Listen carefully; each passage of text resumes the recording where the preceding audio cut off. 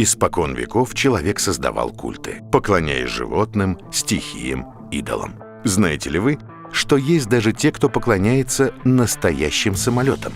Карго-культ. Так антропологи назвали религию аборигенов Тихоокеанских островов. Она возникла во время военной кампании США против Японии.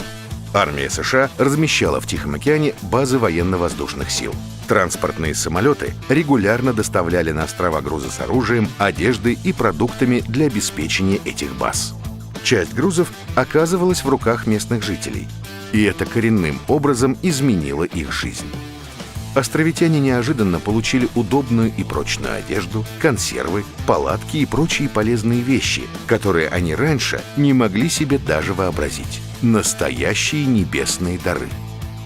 Однако война закончилась. Базы оказались заброшены, груз больше не прибывал. Жителям островов не хотелось возвращаться к привычному укладу. Снова тяжело работать, чтобы выжить. И тогда вождям пришла в голову светлая мысль.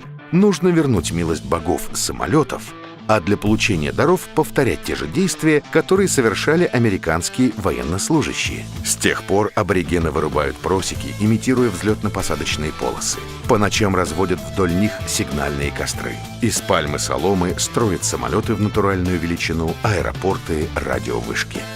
Перестав возделывать землю и разводить скот, островитяне регулярно проводят строевые учения с бамбуковыми винтовками. Наносят на тело рисунки боевых орденов и надписи USA. Отдают команды в бамбуковые микрофоны и вслушиваются в наушники из кокосовых скорлупок.